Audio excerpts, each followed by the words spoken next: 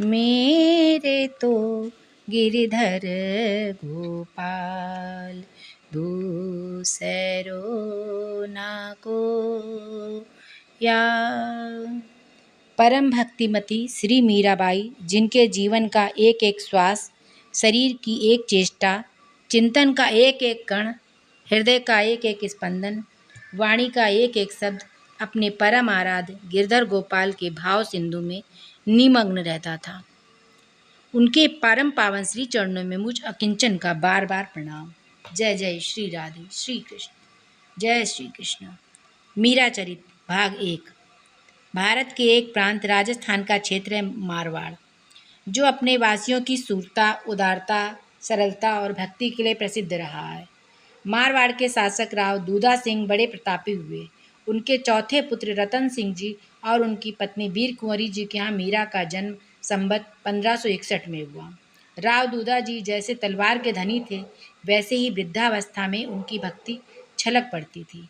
पुष्कर आने वाले अधिकांश संत मेड़ता आमंत्रित होते और संपूर्ण राज परिवार सत्संग सागर में अवगाहन कर धन्य हो जाता। मीरा का लालन पालन दूधा जी की देखरेख में होने लगा। मीरा की सौंदर्य सुषमा अनुपम थी।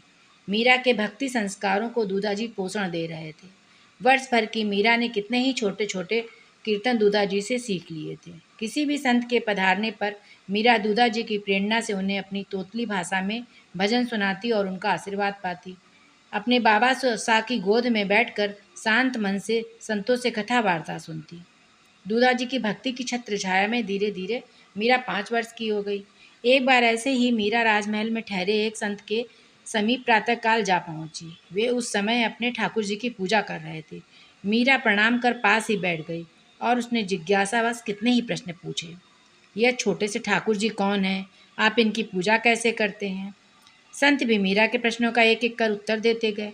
फिर मीरा बोली, यदि यह मूर्ति आप मुझे दे दें तो मैं भी इनकी पूजा किया करूँगी। संत बोले, नहीं बेटी, अपने भगवान किसी को नहीं देने चाहिए, वे हमारी साधना के साध्य हैं। मीरा की आंखें भर आईं। निराशा से निश्वास छोड़ उसने ठाकुर जी की तरफ देखा और मन ही मन कहा, यदि तुम स्वयं ही ना आओ तो मैं तुम्हें कहाँ से पाऊँ। और मीरा भरे मन से उस मूर्ति के बारे में सोचती अपने महल की ओर बढ़ गई। आगे का भाग कल। जय श्री कृष्ण। राधे राधे।